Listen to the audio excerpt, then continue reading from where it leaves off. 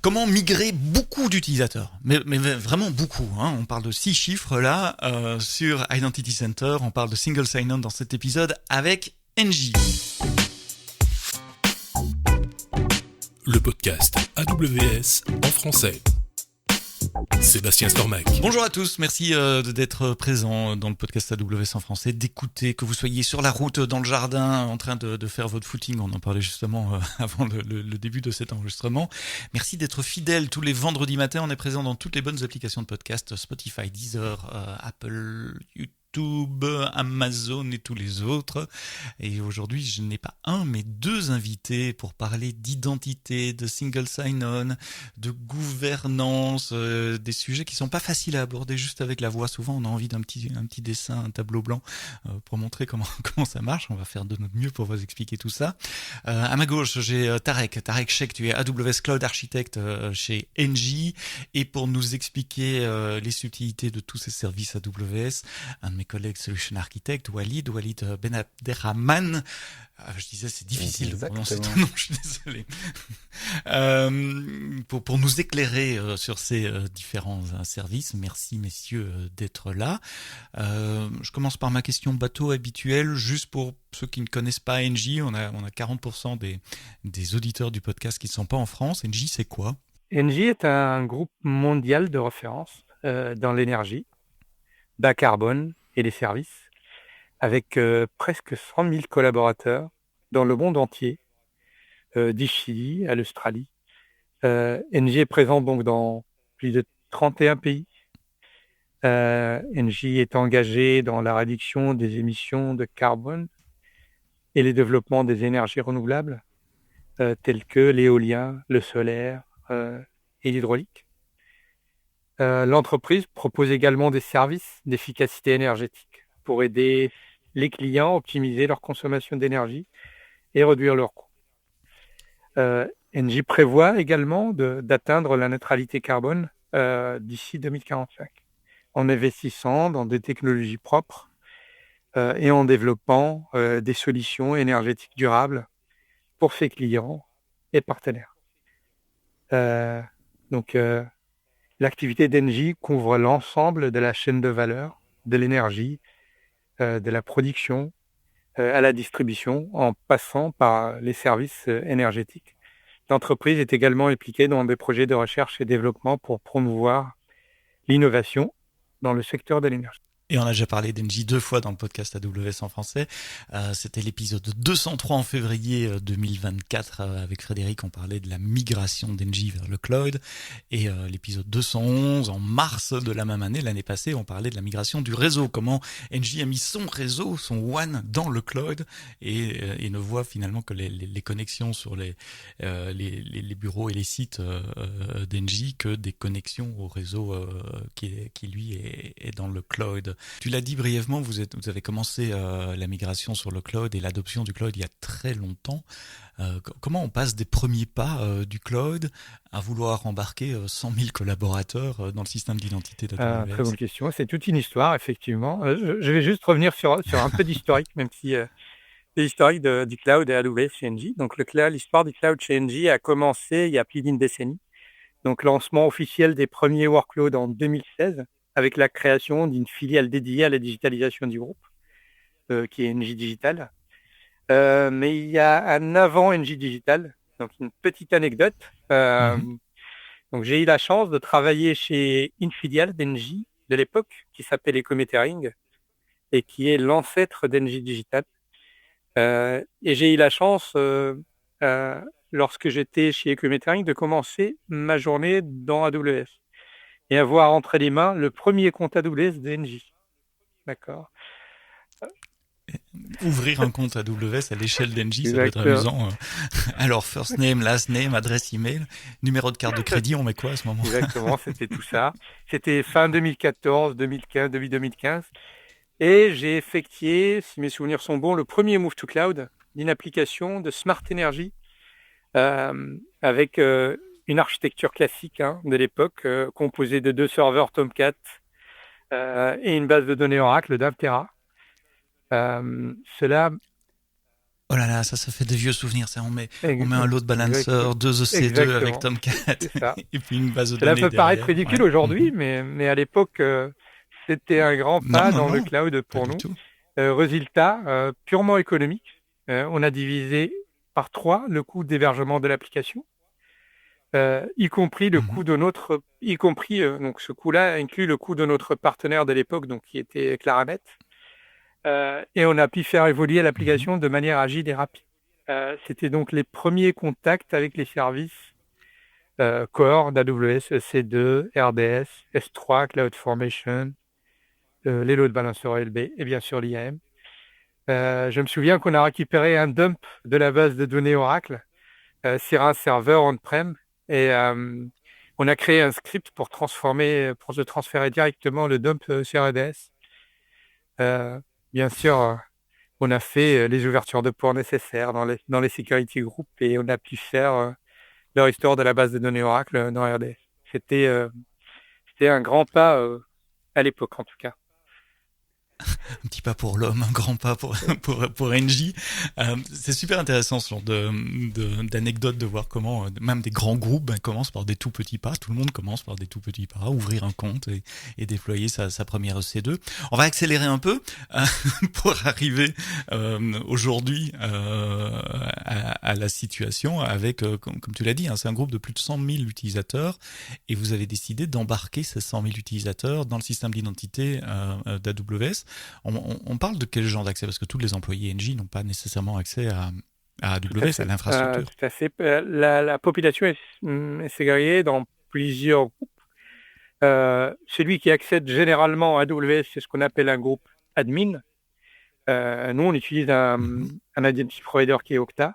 Et donc, les users, ils ont dans leur profil, ils sont de quel type? Est-ce que c'est un end user? Est-ce que c'est un admin?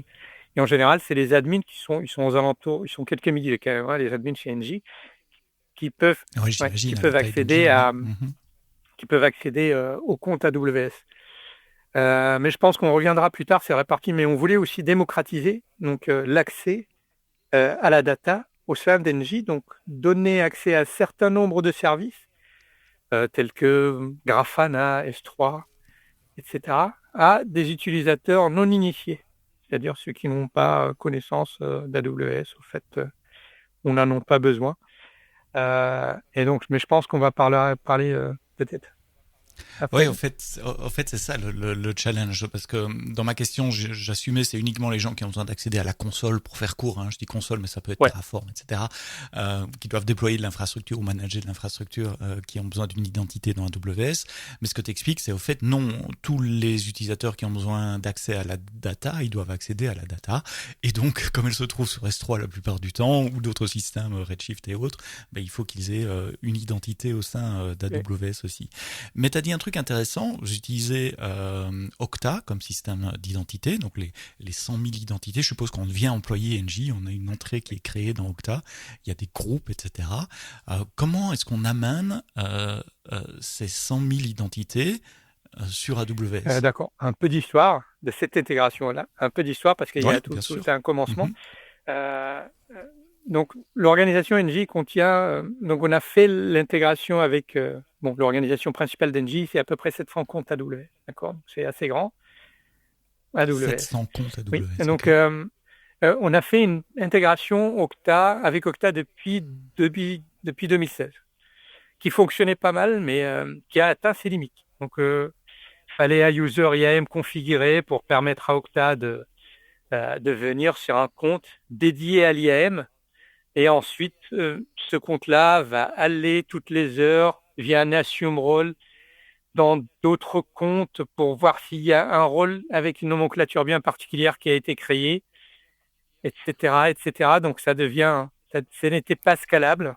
Mais Ce n'était pas, Mais ça veut dire que vous avez écrit un script ouais.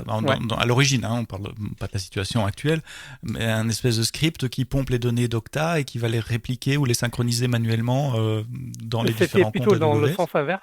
Donc c'était dans l'autre sens. C'est dans l'autre plutôt, sens. vous créez par exemple, vous avez un compte, vous avez bien une nomenclature bien particulière. Vous avez votre compte AWS numéro A, et donc vous venez, vous créez un Mhm. rôle nommé A. Point quelque chose, Et donc, en se basant sur cette Mhm. nomenclature-là, il y a toutes les heures, il y a un script qui va passer, voir lister tous ces rôles-là et essayer de faire la fédération plus tard avec Okta. Exactement. Avec Okta. Donc, Waouh. on Ok. a atteint plus ou moins 500 comptes avec ça. Et c'est là où les problèmes ont Mhm. commencé. C'est là où les Déjà pas mal. problèmes, du coup, ouais. Ouais, bah, c'est déjà pas Ça mal. ne scalait pas. Donc, on a commencé cette solution. Donc, on a commencé à poker AWS SSO, l'ancêtre d'IAM Identity Center. On a challengé la service team, pas mal aussi. Et on a fait notre toute première intégration fin 2020.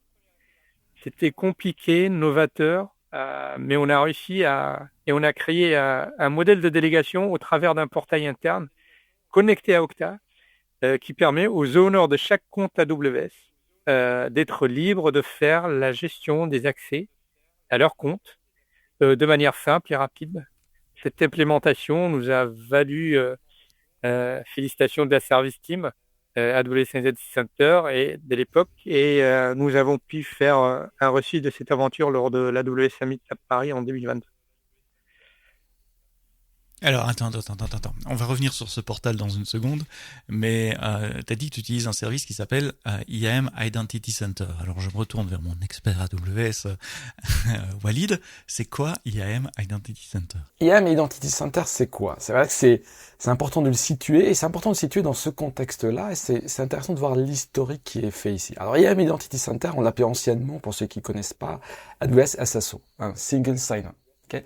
C'est un service qui permet de gérer les identités d'une manière centralisée. Donc les identités, par exemple, d'Engie, qui sont sur Okta. Et puis, ça permet d'accéder au compte AWS et ça permet aussi de faire de la fédération d'identité pour des applications. En gros, l'expérience utilisateur, je t'interromps sur le vieux AWS SSO et encore maintenant, c'est mon point d'entrée en tant qu'employé d'une société. Je vais pas prendre l'exemple d'Engie parce que le flux est un peu différent. Mais soit je m'identifie là si les utilisateurs sont définis dans Identity Center, soit je suis redirigé sur la page d'authentification d'Okta s'il y a de la fédération. Je reviens, mon browser revient, je choisis le compte sur lequel je veux me connecter et bam, Exactement. J'ai accès à la console. C'est ça l'expérience utilisateur des SSO. Toute la partie... Ah non, absolument. C'est toute la partie fédération d'identité que tu vas décrire, comment on accède avec un seul portail, une seule identité à mes comptes AWS. Et ce qui est intéressant dans ce qu'il disait Tarek, si on fait un petit peu de schéma d'archi, comme tu le disais aussi au départ, Sébastien, on va essayer de simplifier ça, c'est que si on accède avant d'avoir Identity Center, on avait plusieurs comptes AWS, donc c'est une architecture par plusieurs comptes. Engie, on a 700 actuellement. Et pour pouvoir y accéder, sur AWS, on peut avoir des utilisateurs, des groupes d'utilisateurs et des rôles. Exactement. Et dans le cas où on avait, avant d'avoir Identity Center, il fallait avoir des rôles associés à ces comptes-là. Et puis les utilisateurs, soit ils accédaient avec ce rôle-là, ils faisaient un jump par rapport à ce rôle-là, avec un compte ou plusieurs comptes, ça dépend comment c'est l'architecture. On le liait, bien sûr, il y avait la fédération de l'identité avec Okta. Donc la complexité dont parlait Tarek, la scalabilité pour atteindre 500 comptes. À un moment donné, ça peut devenir très complexe. Ça devient très complexe. Et donc, c'est là où un seul service centralisé, IAM Identity Center, qui gère la fédération d'identité, qui gère le single sign-on d'une manière centralisée pour tous les comptes AWS et pour toutes les applications sur AWS, c'est quelque chose qui a apporté réellement une fonctionnalité additionnelle pour Engie et pour tous nos clients d'ailleurs. Et donc, ce que vous avez fait, Tarek, vous utilisez AWS Organisation, je suppose, pour structurer ces 700 comptes par OU, Organizational Unit, etc. Et puis, tu disais, vous avez développé un portal. Alors, ce portal, c'est quoi l'expérience utilisateur de ce portal? Ça ressemble à quoi si je suis un utilisateur d'Engie? Qu'est-ce que ça me permet de faire? Alors, ça permet beaucoup de choses. Déjà, si je peux juste aussi, l'un des avantages au fait de cette implémentation, et pas des moindres, c'est que lorsqu'Engie a voulu se recentrer sur son cœur de métier qui est l'énergie, elle s'est séparée donc d'un certain nombre d'actifs non stratégiques pour la transition énergétique qu'Engie va entamer. Et c'est Bouygues qui a récupéré donc ces actifs qu'on lit aujourd'hui sous le nom d'Equance. C'est à peu près une centaine de comptes AWS à l'époque. Donc quand on a voulu faire le split de l'organisation AWS, la partie identité était simple. Donc on a créé le root de la future organisation Equance. On a créé une instance d'Identity Center. On l'a plugué sur l'Okta d'Equance. on a déployé la stack technique qui permet de faire la gestion des rôles et des utilisateurs, et le tour était joué. Donc ce portail-là aujourd'hui, qui est au centre et au cœur de la gestion de l'identité AWS CNJ. D'abord, donc soit on tape l'URL, soit on vient sur Okta quand on est connecté CNJ et on clique sur la tuile de l'application, et on est redirigé vers un portail très classique. On parlera de l'architecture juste après, si tu le veux. Une fois qu'on est connecté, on va voir... déjà, il n'y a qu'une partie de la population des admins qui peut se connecter, c'est ce qu'on appelle les owners de compte. Il faut savoir qu'un compte chez NJ, il est toujours rattaché à un ou plusieurs owners. D'accord ? C'est eux qui ont fait la demande de création depuis le début, et c'est au nom de leur entité, d'accord ? Et c'est eux qui vont, cette entité-là qui va payer les factures derrière, d'accord ? Pour la consommation. Donc eux, il faut les différencier des admins d'un compte AWS, parce qu'ils sont un cran au-dessus. Un admin AWS à qui on rattache Administrator Access, lui, ils peuvent faire les actions sur la console AWS. Eux, ils peuvent faire un peu plus. Ils peuvent donner les droits au niveau d'Identity Center et supprimer les droits assignés des utilisateurs. Oui, c'est vraiment l'owner business du compte. Je suis le responsable d'un business et donc j'ai besoin de N comptes AWS pour tourner ce business. Donc, quand on se connecte, il y a une section super admin accessible uniquement aux membres du CCOE qui permet la création de comptes AWS. D'accord ? Que ce soit de type prod, no prod, sandbox, environnement sensible, etc.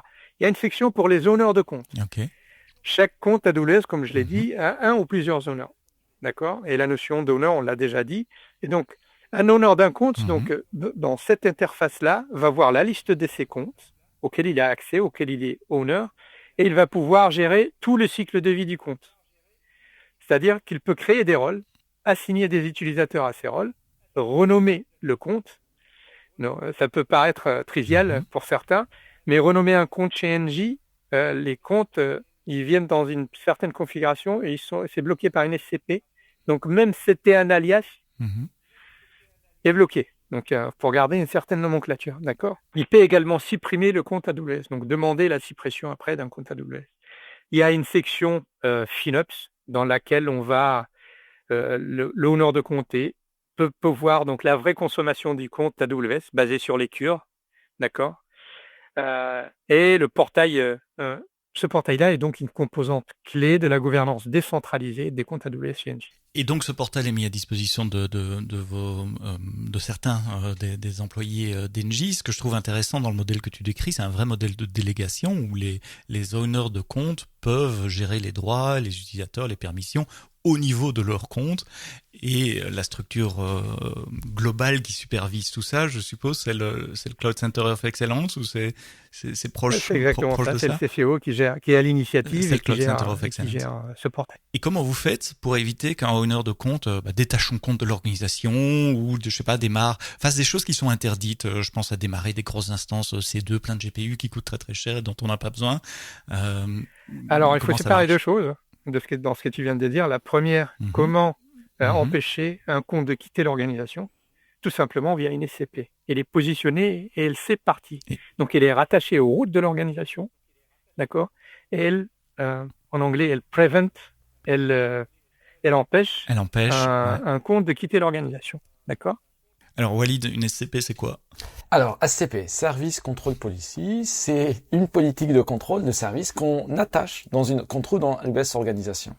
D'accord ? Donc, on l'a vu avec Tariq, AWS Organisation, ce qui permet de créer des comptes, de gouverner à ce niveau-là. Et c'est une politique qu'on met pour définir des garde-fous ou des guardrails ou des limites d'action qu'on donne à ce qu'on appelle des principales. Donc, un principal, c'est AWS, c'est un utilisateur, un rôle, donc qui peut faire des actions au niveau des comptes. Tout à l'heure, tu posais la question, comment on empêche de démarrer des instances GPU ?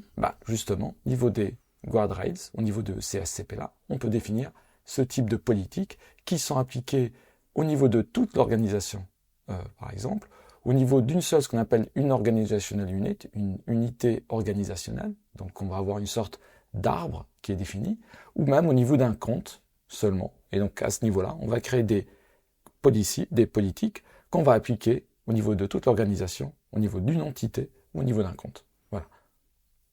Donc c'est des politiques deny essentiellement. Exactement. On peut avoir du deny, c'est ce qu'on utilise, c'est ce qu'utilise Tarek pour pouvoir autoriser ou pas, d'ailleurs, ne pas autoriser dans ce sens-là. C'est pas dangereux ça? Ça veut dire si, je sais pas, il y a un nouveau type d'instance EC2 X24 ultra wide large machin qui sort demain, il faut rajouter un deny pour qu'elle ne soit pas utilisée, ou on peut faire des deny catch-all pour qu'ils soient future-proof pour empêcher tout ce qui viendra dans le futur. Alors non, et c'est tout à fait valable au fait. On peut whitelister un certain type d'instance, d'accord, en utilisant la condition not action, par exemple. Ah oui, c'est ça, l'astuce not D'accord. action, je me souviens de ça maintenant. Oui. Et ça permet au fait de whitelister un certain nombre d'instances. Et alors ça, c'était la première partie, et tu disais, oui, il y a 2 parties, c'est quoi la deuxième? Il y a 2 parties. La première, c'était no leave organization. Le compte ne peut pas quitter l'organisation. Ça, c'est la responsabilité du CCO. La deuxième partie, qui est les types d'instances, c'est pas notre rôle. Nous, quand on livre un compte, c'est la responsabilité de l'honneur d'un compte. D'accord? C'est à lui de faire la pédagogie. D'accord. Et de sensibiliser les admins du compte à ne pas démarrer des instances coûteuses ou un RDR qui va coûter de l'argent avec des licences, etc. Quoique. Mais il peut aussi mettre un SCP au niveau du Ça, compte. c'est une fonctionnalité qui vient juste d'arriver il n'y a pas très longtemps chez Engie dans ce fameux portail qui s'appelle SCP on Demand. Comme vous le savez, les SCP sont centralisés au niveau du compte route. D'accord? Et de l'organisation. Et nous, vu qu'on a pas donné accès à tout le monde de venir créer des SCP sur notre route, ça va de soi. Donc, il fallait trouver un modèle de délégation, exactement. Et donc, maintenant, vous autorisez les owners de compte à mettre des SCP pour leur compte à eux, comme ça, ils doivent, en plus d'éduquer, renforcer. Et contrôler. Et là, sous le contrôle du CISO. Donc, c'est tout frais. C'était il y a quelques semaines. Et donc, c'est une nouvelle couche supplémentaire qui permet encore de renforcer la sécurité au sein d'Engie, pas seulement pour les SCP. On a ajouté très récemment aussi RCP on demand et Declarative Policy on demand également. Donc, alors, je me retourne vers Walid. Attention, RCP, monsieur, j'ai l'impression d'être à la télé des années 80. Alors, RCP, c'est quoi? Alors, on a parlé des SCP et là, RCP, c'est les Resource Control Policy. Dans le cas des SCP, on va appliquer des politiques, on a vu au niveau de l'organisation, on va les appliquer d'un point de vue principal. Donc, un utilisateur, on va l'autoriser ou pas à faire des actions sur l'organisation. Les RCP, on le fait dans l'autre sens. On le fait pour les ressources. Donc, on gère, ce qui est intéressant, d'abord, on va l'avoir d'une manière centralisée. Donc, ça, c'est très important. On pouvait le faire au niveau de chaque compte AWS, on pouvait définir des policies au niveau des ressources. Pour ceux qui ne connaissent pas, on a les ressources policies qu'on a au niveau des comptes. Par exemple, sur RAS3, on définit une politique, ressources policy, pour dire quel principal, donc rappelez-vous, un utilisateur ou un rôle, a accès à par exemple, un bucket AS3, un objet sur AS3. Donc, on pouvait le faire, définir d'une manière un petit peu éparpillée par compte. On pouvait, bien sûr, on le fait en infra code, mais avec les ressources policy, l'idée, c'est de le faire à l'échelle, d'une manière centralisée. On simplifie les accès. Donc, on écrit toujours des politiques qu'on définit au niveau de quelques services AWS et qui permettent de dire, voilà, quelle ressource, qui a droit à accéder à cette ressource-là. D'accord? Donc, ça nous simplifie ces contrôles préventifs d'une manière simple, surtout pour les administrateurs. Donc, comme ça, on y va d'une manière rapide et on innove rapidement. Okay? Donc, les SCP, on les définit au niveau organisationnel, d'une manière centralisée pour tous les utilisateurs qui fassent des actions, allow, deny, quelque chose avec un effet directement sur les ressources. L'inverse, c'est que je me positionne vis-à-vis des ressources et je fais des actions par rapport à ça. Okay? Et je le fais d'une manière centralisée. Alors, c'est super clair, Walid, merci. Comment vous avez, tu parles de, Tarek, je reviens vers toi, tu dis que vous avez implémenté ce portal, c'est une application que vous avez développée. On peut lever un petit bout du coin du voile, brièvement, on va pas faire tout l'épisode là-dessus, mais sur comment vous avez développé cette application, enfin, quel est le stack technique? Elle est full hébergée sur AWS, elle est cloud native. C'est une application qui est créée côté Okta, du coup. Donc ça, c'est pour la partie identité. Pour la partie, donc, elle est composée d'un front et d'un back. Le front, c'est tout ce qu'il y a de plus classique de nos jours. Hein. Donc, vous pouvez imaginer Vue.js, React, ce que vous voulez. Ouais. Hébergé. Bucket S3. Exactement. Hébergé sur un bucket S3, publié au travers d'un cloud front et protégé par un WAF. Ça, c'est la partie front. Et on y accède uniquement via Okta, bien sûr. D'accord. Et côté back-end, pareil, on est full serverless. Donc, on ne veut pas Lambda gérer de l'infra. ou Donc, ECS c'est plutôt des lambda, donc API Mhm. Gateway, qui va forwarder vers des lambda. Et on va faire une partie persistance au niveau de DynamoDB. Ouais, parce que vous devez gérer des associations entre des rôles et des choses comme ça. Il Absolument. faut faire un peu de housekeeping, de ménage, et donc il y a une base de données quelque part.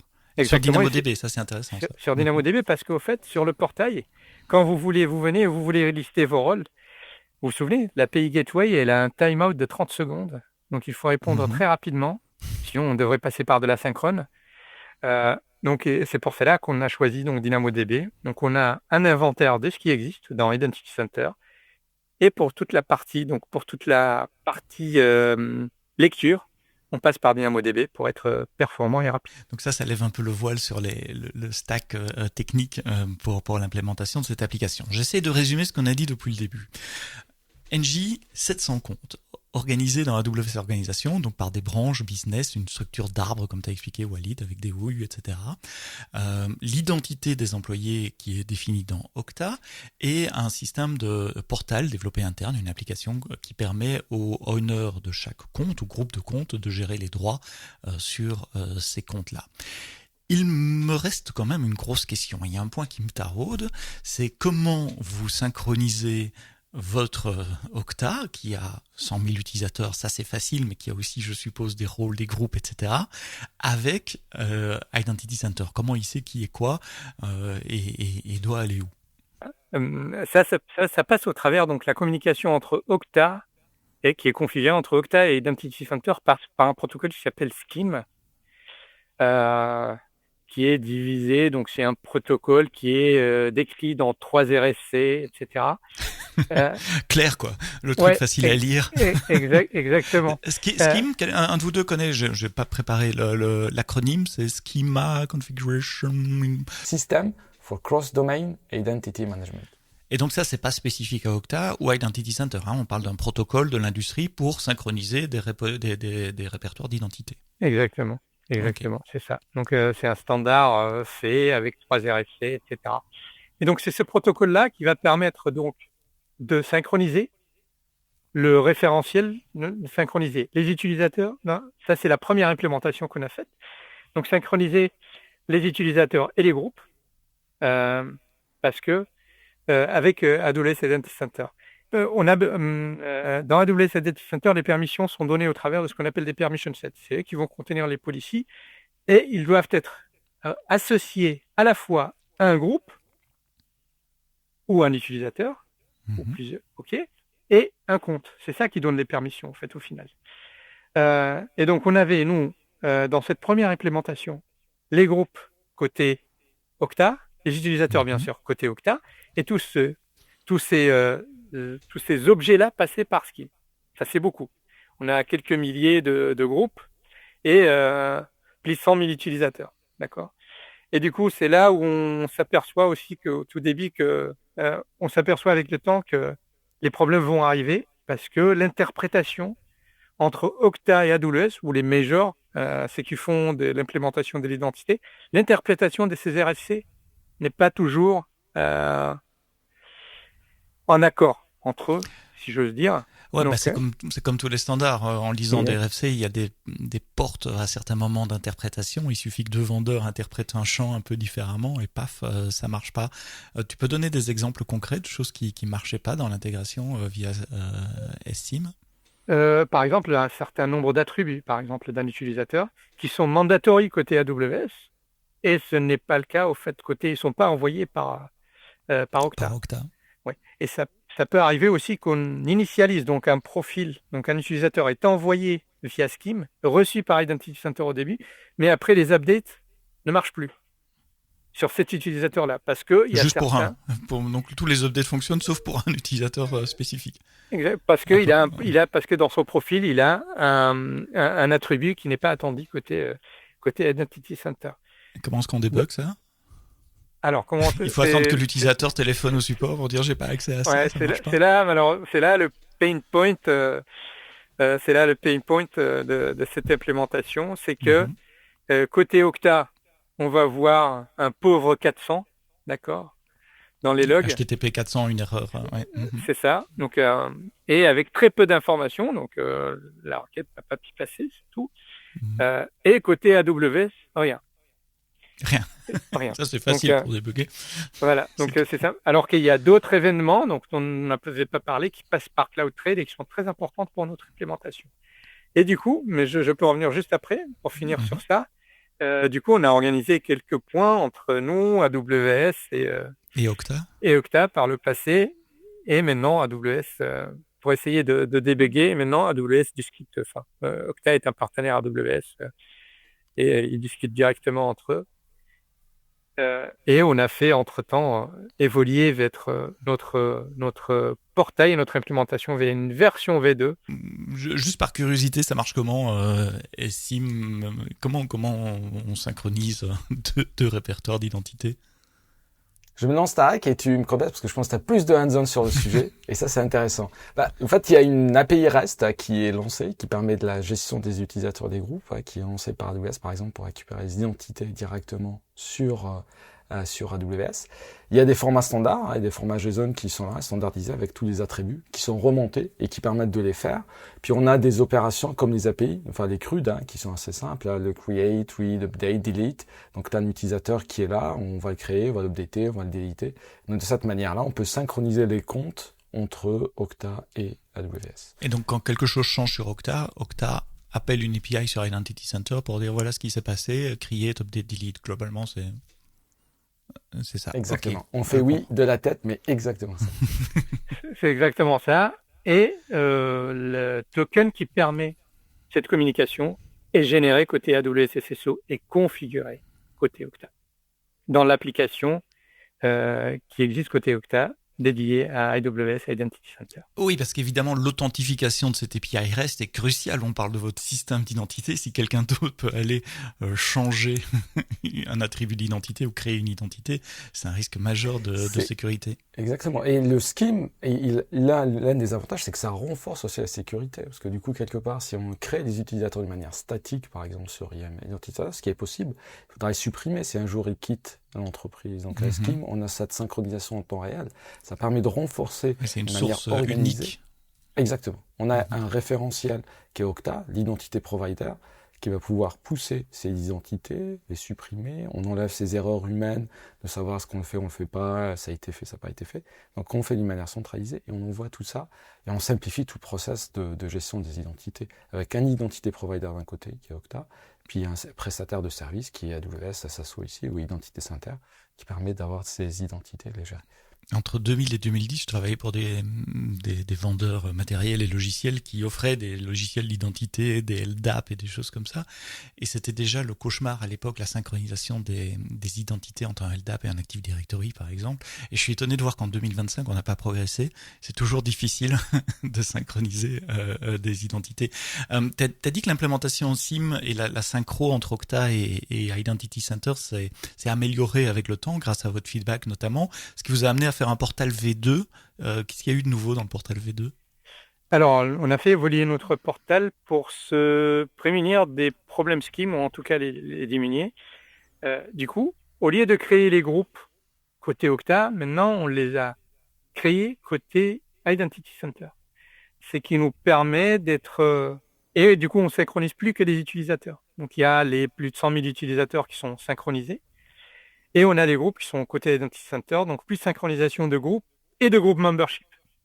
Parce que c'est les groupes membership qui donnent les accès après. Ah oui, c'est ça, au fait, ce qui est crucial. C'est la clé des permissions après. Exactement.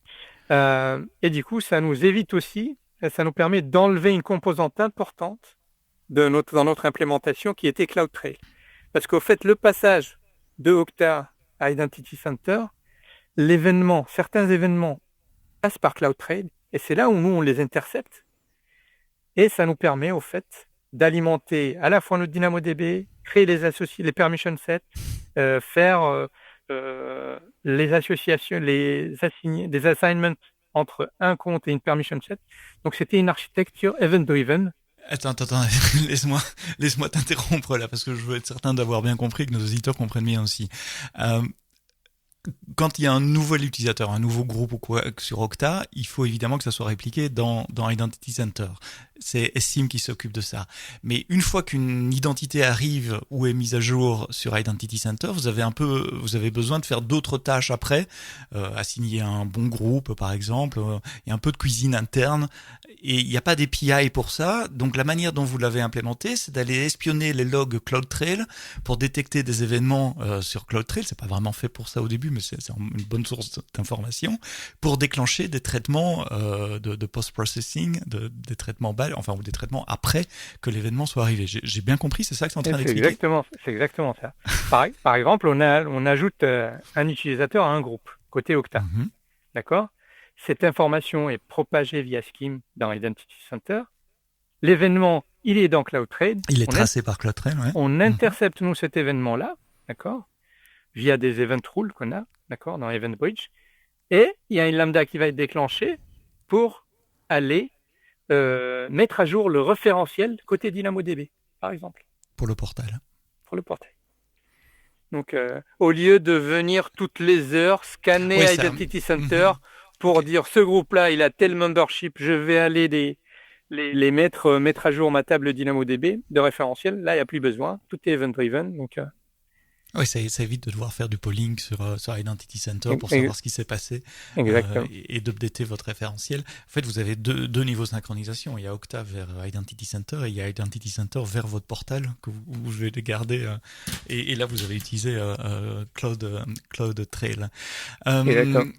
Tu nous as raconté une autre histoire de limite, de challenge que vous avez eu pour la mise en place de cela. C'est que chez nous, on n'avait pas prévu vraiment des utilisateurs d'Identity Center avec 100 000 utilisateurs. C'est ça. Et nous, on a dépassé ça. Donc, ça doit pas être très courant non plus. Exact. Donc, merci beaucoup à AWS et merci à notre équipe ici en France C'était quoi le problème au début? Alors, le problème, c'est que, tout simplement, c'est que la limite, c'est pas une limite hard, hein. C'est une limite, mais il faut quand même justifier. Nous, les utilisateurs qu'on synchronise avec Identity Center sont plus de 100 000 utilisateurs. Et 100 000, c'est la limite, le quota limite côté Identity Center. Et donc, on a dit, on ferait un case et solliciter les service teams pour qu'ils nous augmentent ce quota-là pour pouvoir rester en vie. Je crois que c'était même pire que ça. Il n'y avait pas de possibilité d'augmentation de limite au moment où vous êtes arrivé. Il y a une possibilité maintenant grâce à vous. Oui, c'est ça. Mais à l'époque, il n'y en avait pas, tout à fait. Mais il n'y en avait pas. Et donc, avec Walid et les équipes d'AWS, vous avez dû vous battre auprès des équipes pour justifier le use case. Ce qui me ramène à insister sur ce truc qu'on répète encore et encore. Votre feedback est important et la roadmap d'AWS est drivée par votre feedback quand il y a des cas d'utilisation comme ça, on vous écoute et les équipes service ne sont pas, sont toujours ouvertes à vous écouter et à modifier les limites. Alors évidemment, quand on est un petit développeur indépendant, c'est plus difficile de faire bouger la grosse machine AWS que quand on est NG avec 100 000 utilisateurs, mais on vous écoute. Donc on a parlé de l'organisation, du portal, de la délégation de règles, de la mise en place, des challenges que vous avez vus avec SIEM, les challenges de scalabilité avec les 100 000 utilisateurs également. J'ai une autre question qui me taraude, ça va être le mot-clé de cet épisode. Je dis jamais ce verbe-là, je sais pas pourquoi ça me vient là maintenant. C'est Identity Center est monorégion jusqu'à preuve du contraire. Vous avez une organisation qui est internationale, tu l'as dit au début dans l'introduction d'Engie, vous avez des collaborateurs partout sur la planète. Donc ma question est double, comment vous gérez ça, à la fois pour le côté latency pour les utilisateurs qui sont loin de votre Identity Center, et puis évidemment pour le côté résilience, si jamais il y a un problème de connectivité ou un problème de disponibilité sur une région. C'est tout à fait, c'est exact. Ça, c'est un autre pain point, c'est exactement ça aussi. Donc, aujourd'hui, en termes quand vous avez une organisation, vous ne pouvez qu'avoir qu'un seul Identity Center par organisation, et vous devez choisir la région. Donc, c'est une organisation, un Identity Center, une région, d'accord. Et si, même si c'est jamais arrivé, mais si jamais... Vous devez prévoir ce cas-là, bien sûr. Exactement. En termes de résilience, c'est pas bon, parce que si jamais, ça n'arrivera peut-être pas, en tout cas on n'espère pas, Touche du bois. Nous on est sur la région Irlande par exemple, si la région Irlande tombe pour ce service-là, qu'est-ce qu'on doit faire? D'accord? Ouais, ça veut dire qu'il n'y a plus personne qui peut accéder à vos ressources AWS. Exactement, on doit sortir jusqu'au bucket S3, etc. Enfin, c'est ça, on doit sortir les vieux routes et activer les MFA, etc. Login, password, MFA pour pouvoir accéder. Non, c'est pas la solution qu'on a choisie. Donc nous, on a implémenté un DRP et comment il a été construit. Donc on a pris une deuxième organisation à côté. On a pris une instance d'Identity Center, on lui a choisi une région qui est différente de là où on est. Et on a créé les mêmes rôles qu'on peut trouver côté organisation principale, uniquement pour les admins, parce qu'on pense qu'un DRP ne concerne que une population, une sous-population de la population globale, et qui ne devrait pas durer trop longtemps dans le temps. D'accord. Oui, on peut accepter qu'en mode disaster, il y ait qu'un sous-ensemble des fonctionnalités et donc des utilisateurs qui aient accès au système. Et donc, vous avez choisi les admins. Exactement. Et le jour donc où ça arrivera, donc il y a une application côté Okta qui va apparaître automatiquement, d'accord, et qui va permettre aux admins, uniquement aux admins, elle va apparaître dans les admins, chez les admins de chaque compte. Ils peuvent cliquer dessus. Une fois qu'ils ont cliqué dessus, ils vont venir sur l'organisation secondaire, l'organisation DRP, et à partir de là, il y a des droits pour se reconnecter au compte. Oui, exactement. Ils vont pouvoir rebondir. Donc, c'est une organisation de jump. Donc, ils vont pouvoir rebondir de cette organisation-là vers l'autre organisation en faisant tout simplement un assume role. Et là, ils vont tomber sur des rôles IAM et pas des rôles SSO de l'autre côté, qui vont truster l'organisation secondaire. J'espère que je n'ai pas perdu. Non, c'était très clair. Enfin, pour moi, en tout cas, c'était très clair. Mais comment vous synchronisez cette deuxième Identity Center? C'est aussi via SSIM pour un sous-ensemble d'utilisateurs. Exactement. Même mécanisme. C'est dans Okta, vous dites tous ceux qui sont admins, il faut les SSIMer, donc les synchroniser vers cet Identity Center-là, le primaire et aussi le secondaire. Ouais. Ça, c'était la première implémentation parce que les groupes étaient dans Okta. Maintenant que les groupes sont dans l'organisation principale, maintenant, c'est des événements qui sont passés de l'organisation principale vers l'organisation de DRP. Dès qu'un groupe est créé côté SSO, on passe l'event vers l'organisation de DRP pour qu'elle puisse faire le nécessaire côté AWS SSO. Ça, c'est l'énorme avantage des architectures basées sur des événements. Une fois que vous avez mis en place ce bus d'événements, je suppose enfin oui, tu l'as dit, vous utilisez EventBridge. Une fois qu'un événement est publié, et là, dans le cas, c'est CloudTrail, tu nous as dit, c'est très facile de mettre d'autres destinataires de l'événement et de faire un système 1N où il y a plusieurs compute, lambda, whatever, qui se déclenchent pour faire des choses différentes sur la même base d'un événement source. Donc là, vous avez capitalisé sur les choix d'architecture qui ont été faits avant, je suppose. Ouais, super, ouais, c'est exactement ça, ouais.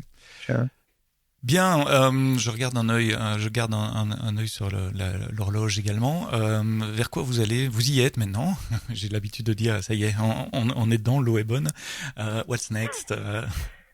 Alors, what's next? On a activé la BAC. C'est quoi la BAC?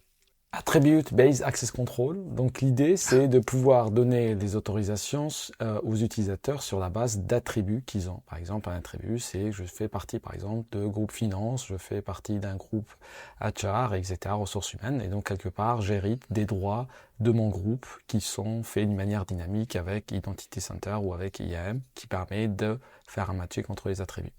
Oui, ça évite la multiplication des rôles et d'attribuer des permissions dynamiquement en fonction des attributs des utilisateurs. Donc ça, c'est activé, c'est le futur. C'est pas le futur, ça c'est fait.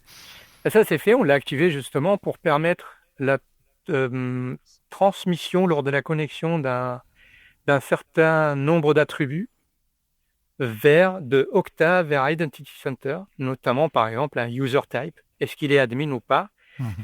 Et quand il est admin, il peut accéder à tous les services AWS. Normal. Quand il n'est pas admin, il y a une SCP qui va le bloquer, l'empêcher d'accéder à tous les services, mais il va pouvoir accéder à un subset de services AWS qu'on a déjà validé pour les end-users, Grafana, S3, etc. Et donc, on va se baser sur ces attributs-là pour pour renforcer la sécurité de ceux qui vont accéder aux environnements AWS. Ouais, alors ça c'est très intéressant parce que là on a une position qui va être différente. Donc du coup, Tarek citait des services comme Grafana, on peut citer des services comme QuickSight qui sont des Amazon services SageMaker Studio. SageMaker Studio, exactement. Ouais. On a besoin de l'identité de l'utilisateur final. Et c'est le plus simple d'un point de vue expérience utilisateur pour se connecter. Donc on lie l'identité à un référentiel d'identité avec l'identité Center qui lui est liée à Okta. Donc on a un schéma, et puis derrière on accède directement à ces services-là. Et ça c'est puissant parce qu'on parlait des 100 000 utilisateurs. 100 000 utilisateurs, ils sont pas tous admins, ils sont pas tous IT. Donc ils ont besoin d'applicatifs. Et AWS propose ce type de service. BI avec QuickSight, SageMaker Studio pour les data scientists, qui ne connaissent pas AWS et qui ont besoin d'accéder à ces services d'une manière simple avec leur identité. Et c'est un schéma qui est puissant, qui permet de simplifier la gestion des accès et le fine-grained access control, donc l'accès de manière fine à ces services-là, qui sont des services qui ne sont pas sur la console AWS, mais à l'extérieur de la console AWS. Et on peut aller plus loin, on en a parlé tout à l'heure, on en parlera peut-être juste après, de comment on accède aux services de données.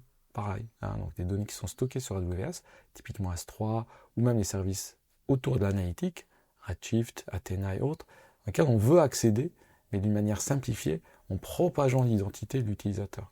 Et j'anticipe ce qui va arriver, ce qu'on appelle le Trusted Identity Propagation, dont l'idée, c'est de propager l'identité, comme on l'a vu, des utilisateurs avec leurs attributs, jusqu'au rôle, jusqu'au service. Bon, il y a des rôles qui va consommer l'identité. Qui va consommer l'identité. Et là aussi, l'avantage, c'est de permettre de pas cacher des identités derrière des rôles. Avant ça, si je voulais accéder à S3, il fallait un rôle data analyst, par exemple, qui donnait accès à mon bucket S3, sans savoir nécessairement qui est la vraie personne, ce qui en termes de compliance ou d'audit peut poser des problèmes.